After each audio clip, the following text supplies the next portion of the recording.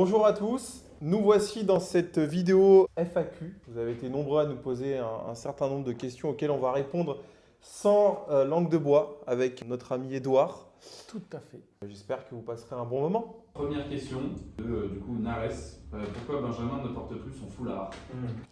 On commence dans les questions de fond. Le foulard, c'est quand il fait froid. Il se trouve que là, il fait entre 20 et 30 degrés, donc j'ai plus besoin du foulard.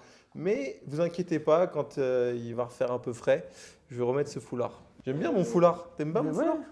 Je mets beaucoup de foulards, Je moi sais pas aussi. ce que les gens ils ont, la vérité. C'est comme je me suis fait clasher sur une vidéo que j'ai fait avec. Avec tes chemises, non? Non, avec mon jean. Il y a un mec qui a dit ouais, l'autre il met des Oui, des jeans hyper larges. des jeans hyper larges. Déjà, je mets pas des jeans si Alors, larges c'était que moi ça. qui étais à l'origine du Oui, là. faut dire qu'à la base, je mettais des jeans un peu plus serrés. Je mettais pas des slims, mais je mettais quand même des jeans un peu serrés. Et il se trouve que je suis pas quelqu'un. Attends, on va quand même pas parler de ça, mais quand même on va en parler. Je suis pas quelqu'un d'extrêmement fin. Et donc quand moi je mettais des jeans serrés, ça faisait bizarre. Donc un jour, Edouard, c'était aux États-Unis, on était à Miami. Il m'a dit, écoute, essaye des jeans larges. On était allé dans une boutique, je me rappelle, à Miami. J'ai essayé des jeans larges et j'ai dit, allez, c'est bon, j'arrête les jeans serrés. Ouais, Voilà. exactement. Donc c'est un peu mon styliste aussi, Edouard. Tout à fait. Deuxième question, Louison qui demande passer d'agent commercial à partenaire associé est-il une évolution possible ou logique chez Vroom Market?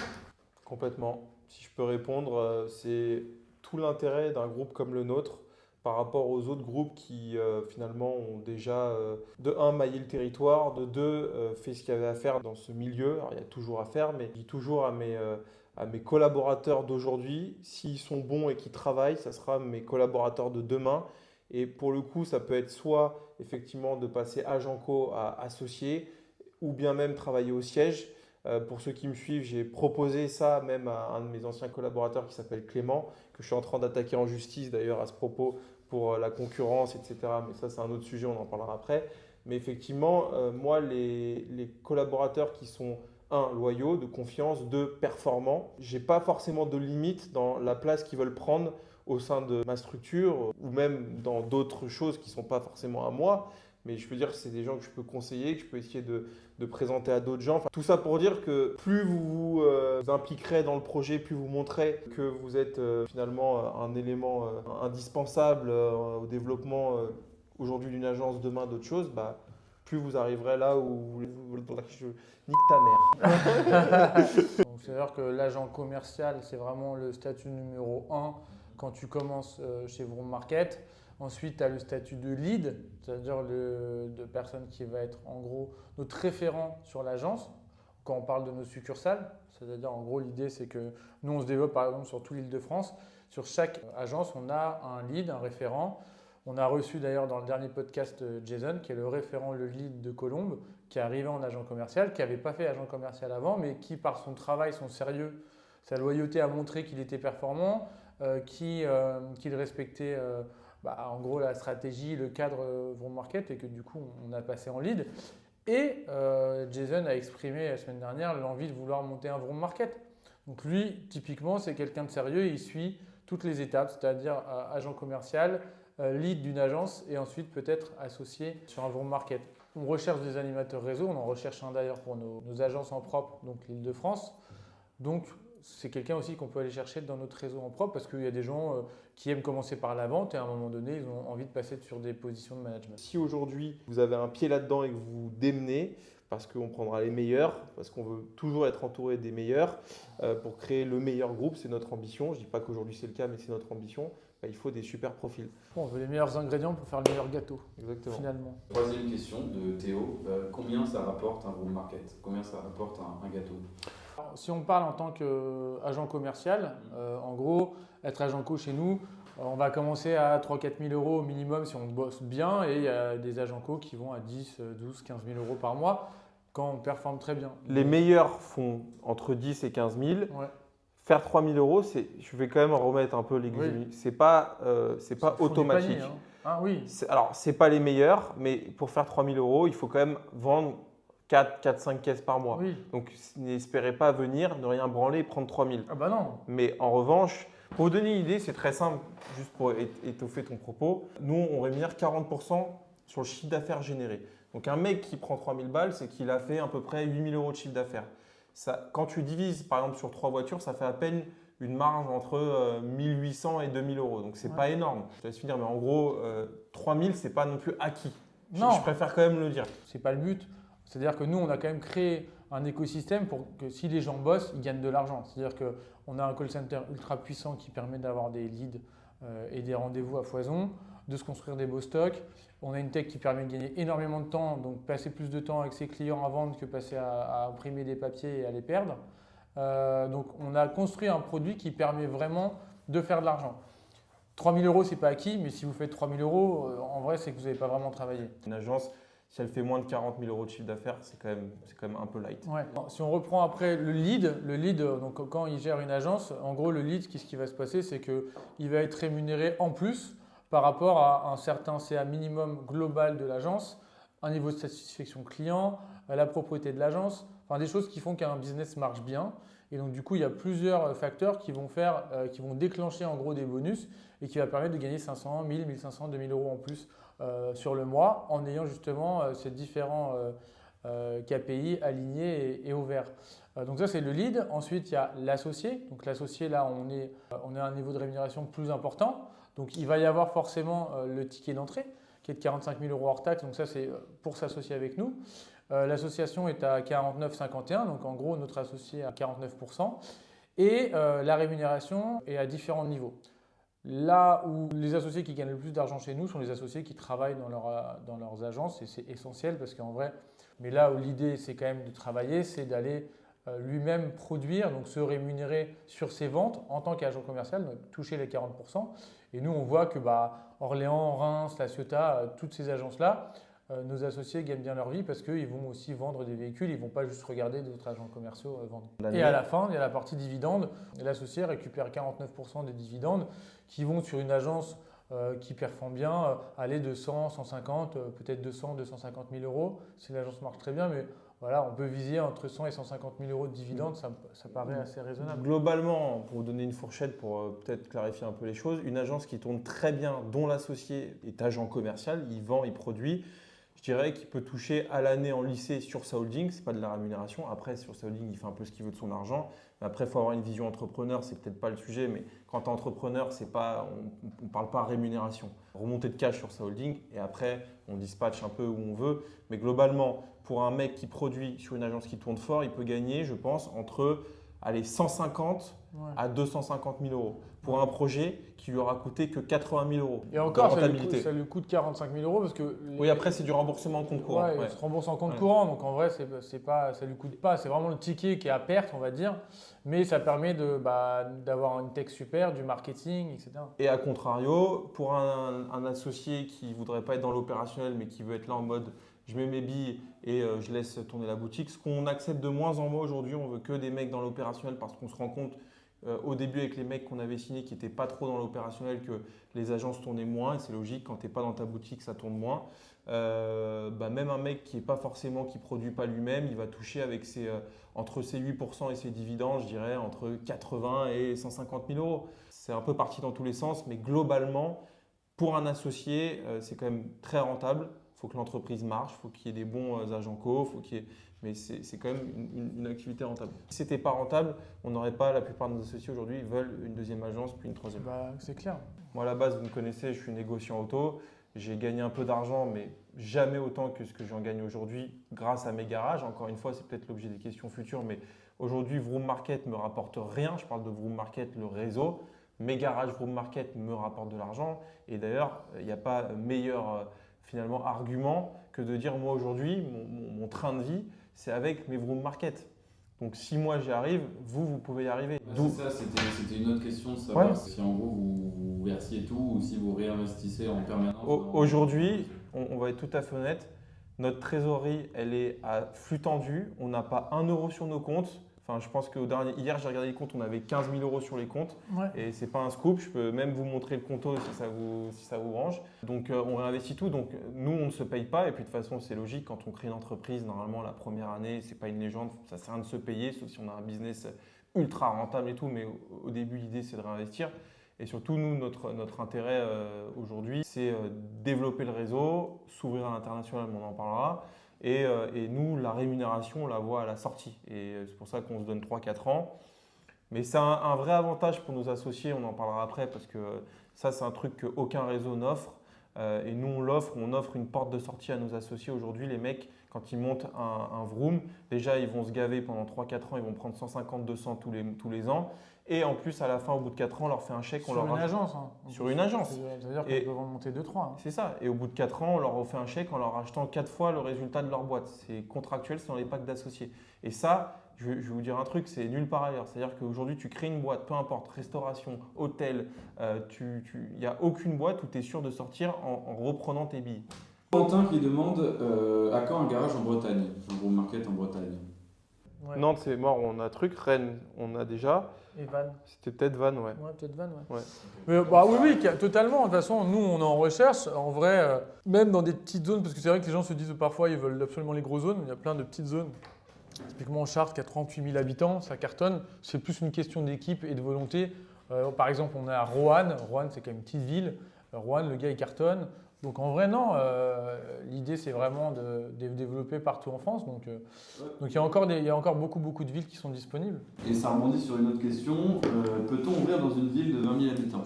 Si c'est 20 000 et que c'est perdu au milieu de rien et qu'en gros tous les villages autour se rattachent autour de cette ville de 20 000, un peu comme Chartres qui est au final paumé un peu au milieu de rien. Donc en gros oui, c'est 20 000 mais qu'il y a beaucoup de villages autour qui se raccrochent à ça, c'est possible. Dieppe, il n'y a pas grand monde. Hein. Non, il y a des villes autour. Bah non, et Dieppe, le mec il est tout seul là-bas et il cartonne. Hein. Ouais. Dans le réseau concurrent. Oui, Mais il sera pas longtemps tout seul. Je tiens à le dire. Question de Ed Osgi. Pourquoi t'aimes les PAF? C'est marrant, ce nom me dit quelque chose. On enchaîne sur une question sur Alfredo cette fois, de Paul qui demande quand est-ce qu'il va lâcher sa puff. Sa puff, sa On chicha portative. Ouais. Alors Alfredo. Il en fume Mulhouse, tout Mulhouse. Alfredo, S'il y a du brouillard sur le périph', c'est à cause de Et lui. puis je te jure, Alfredo, il a une espèce de chicha, frère. C'est un. Ouais, c'est un Genre, moteur, si un jour il se fait agresser, il le lance dans la gueule de l'agresseur. Le mec, il s'écroule, genre. Ah, c'est une lacrymo, c'est fou, genre. Mais, Tu sais, c'est mais Andrew il est Tate. stressé, le pauvre. C'est Andrew Tate qui disait. Alors, je suis pas un fan d'Andrew Tate, mais je tombe sur ses réels qui disait Breathe air. On sait pas du coup quand il va la lâcher. Non, à Non, mon quand, avis, quand on quand aura vendu. Ouais, quand on aura vendu. Autre question un peu fun de Bébert qui demande est-ce que vous travaillez pour nous? Bah, de ouf. On ne fait que de travailler pour les autres et on travaille assez peu pour nous, en fait. Ouais. Bébert, elle est à Ibiza. Ouais. On est en train de kiffer. Et du coup, non mais ça vient sur une autre question de Thibaut qui demande question sincère, 2 points. Avez-vous encore assez de temps pour profiter de vos familles et vos proches? Pas assez. Aujourd'hui, ce que je fais, je le fais beaucoup plus pour les autres que pour moi. Même si, attention, on se fait plaisir. On a des belles voitures et tout, mais globalement, moi, je le fais parce que j'emmène ma famille dans des beaux endroits en vacances, parce que je sais que j'espère, plus jamais le problème de me dire comment je vais faire pour payer mon loyer ou comment je vais donner à manger à ma famille. Et ça, c'est peut-être le plus grand luxe de la Terre avec la santé. Mais rien que quand tu t'enlèves ce truc de savoir que tu vas manger à ta faim, faire manger tes enfants et ta famille à leur faim, c'est exceptionnel. Ça te laisse finalement que des trucs. Non, mais ça te laisse finalement que le bon côté de la vie. Finalement. Ah oui. Parce que la vie, elle peut être extrêmement. J'ai bloqué. La vie, elle peut être extrêmement douce. Et puis aussi, c'est parce que nous, on a décidé, si tu veux, de travailler énormément depuis, je pense, à peu près le même temps, genre 10-15 ans, Ouais. de travailler vraiment à fond pour se dire qu'en gros, on préfère travailler 3 fois plus pendant, allez, 20 ans que travailler 40 ans, pendant 40 ans, pendant 50 ans. Et de se dire, bah, avant 40 ans, on aura peut-être la possibilité d'avoir le choix de travailler ou pas travailler. Ouais. Et du coup, de profiter de sa famille, de partir en vacances. Après, on est des bosseurs, on aimera Oui. toujours travailler, je pense, On est actif. de façon différente. Je conçois pas, je réponds pas à la question, mais je conçois pas d'être dans ce monde-là pour vivre une vie moyenne. Normalement, soit la vie, tu la défonces et tu fais ce que tu as envie de faire. Alors, certains, c'est moi, j'adore les bagnoles, donc j'ai des belles caisses, ou quand je pars en voyage, je vais dans des 5 étoiles, et partir avec mon sac à dos et dormir dans des motels, ça ne m'intéresse pas du tout. Et attention, c'est pas un jugement. Moi, j'aime bien quand je vais à la pêche. Mais toi, tu es un mec comme ça, un peu Ouais. plus aventurier. Ok, on repart un peu plus dans votre domaine d'activité. Si le client décide de continuer à utiliser son auto le temps de la vente, comment vous faites? C'est le cas de 90% des clients, et d'ailleurs c'est l'intérêt de notre modèle pour ceux qui seraient intéressés par un Vroom ou même pour ceux qui potentiellement voudraient nous confier leur voiture à la vente. Nous, on fait du dépôt-vente. C'est-à-dire que le dépôt-vente, on ne stocke pas le véhicule sur place. Ça a des intérêts multiples. Un, vous pouvez continuer à rouler avec votre véhicule. On va mettre un kilométrage légèrement évolutif, mais généralement dans le délai de vente, soit 20 à 30 jours, vous ne ferez pas 10 000 km, donc ça ne changera rien. Donc vous pourrez toujours vous servir de votre véhicule. Deux, sur la partie associée, donc si vous êtes demain associé Vroom, vous n'aurez pas à choisir un local qui sera tellement grand que vous aurez à stocker les 150 voitures que vous avez en vente. Donc c'est aussi ça l'intérêt. Pour répondre très simplement, vous pouvez continuer à rouler avec votre voiture, comme vous pouvez nous la confier parce que vous avez une autre voiture, parce que vous n'avez pas forcément de place de stocker deux voitures, votre nouvelle voiture et votre ancienne, on peut la garder en stockage, on est assuré pour. Donc voilà, c'est assez flexible pour ça. Nicolas qui demande allez-vous rendre possible l'ouverture d'un Vroom en Ile-de-France sinon, pourquoi le choix de les garder pour vous? Non.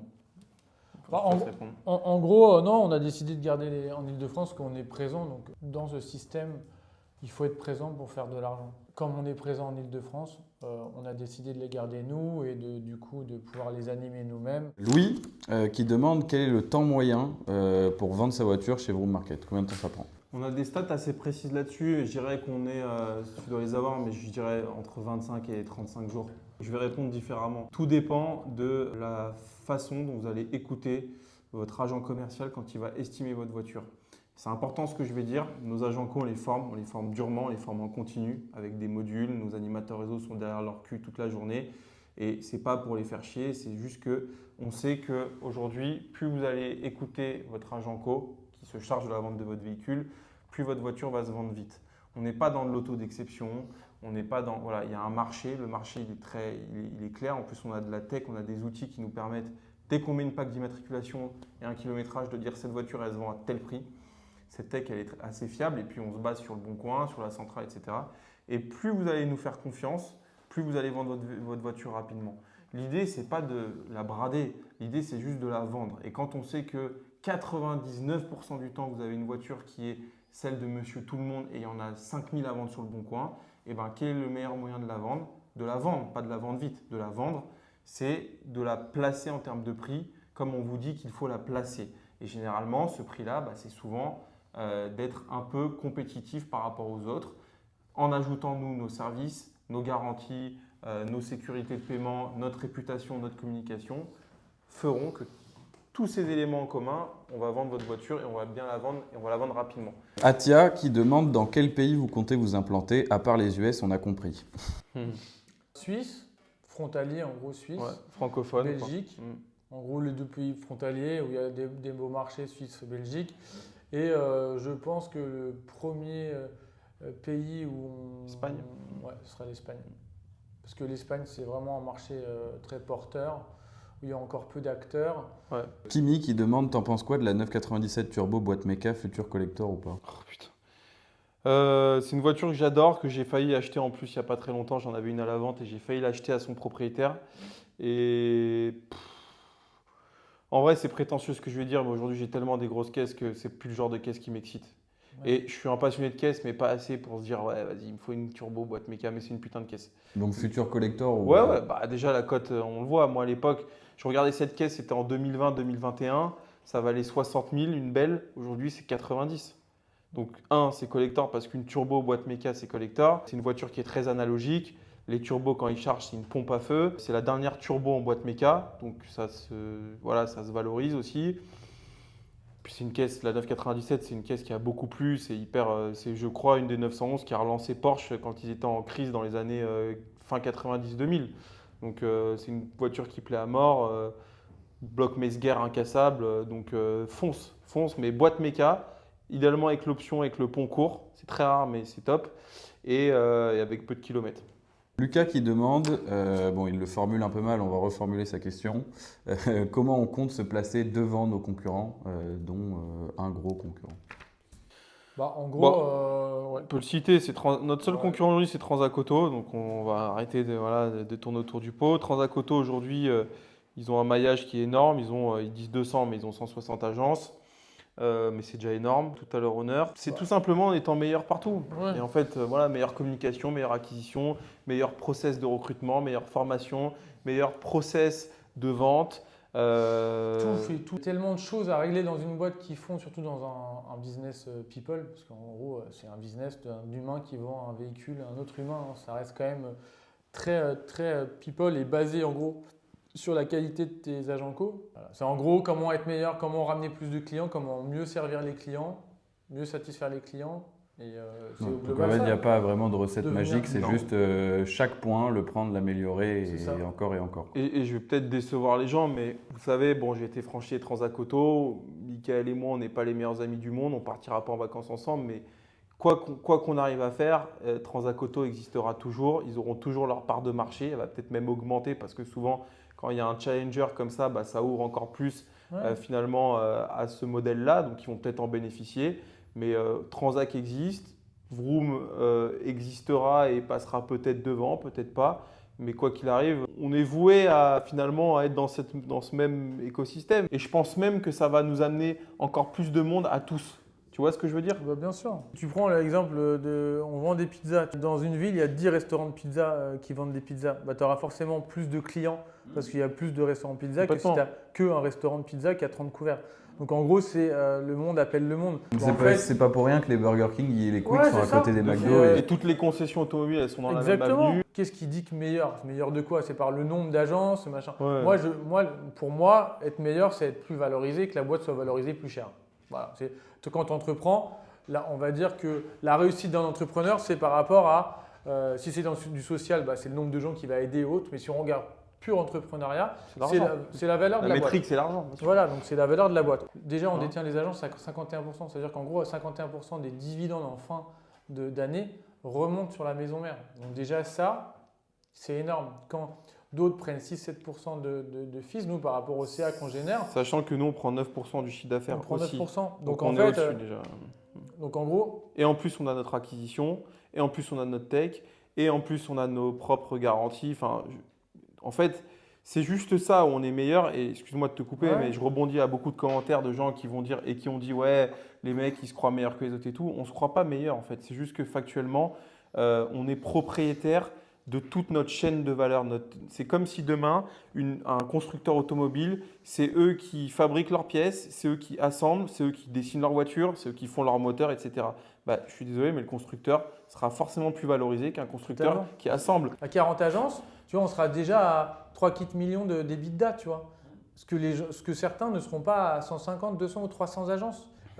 Sur LinkedIn, ouais, j'ai 300 salariés et j'ai un bureau de 600 mètres carrés. Ça, c'est Bah, mais ça, c'est pas une réussite, c'est-à-dire qu'en gros, tu te fais défoncer par l'URSSAF et qu'en gros, tu payes un bureau de 600 mètres carrés. Un mec qui va faire un SaaS IA, qui va prendre 1 million par an, il est dans sa chambre et puis il fait faire ce qu'il veut, il n'a même pas besoin de travailler. Bah, ça, je trouve que c'est une vraie réussite. D'avoir juste un gros bordel avec beaucoup de salariés et 500 points de vente ou des bureaux de 1500 mètres carrés, bah, en fait, c'est qu'un risque que tu as opérationnellement de te planter. Parce que le jour où le CA il décroche, les charges, elles descendent pas avec le CA et du coup, tu passes dans le rouge. Bravo pour vos voitures, je suis fan. Peut-on avoir une idée du coût à l'année pour ces monstres? Eh ben, ça coûte rien puisque souvent les entretiens sont inclus. Chez Ferrari, les révisions sont incluses 7 ans. Donc moi, je suis encore dans ma période de coût d'entretien. Une Porsche, c'est tous les 2 ans et en fait, tous les 2 ans, ça doit coûter 1 500 €. Mais en fait, ce qu'il faut se dire, c'est qu'en réalité, le coût d'utilisation de ces voitures n'est pas forcément proportionnel à la valeur.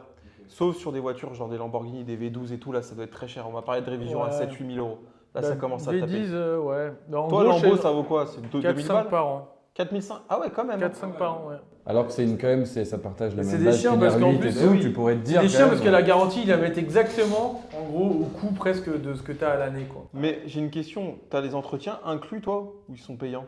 Ah non, les entretiens, ils sont payants.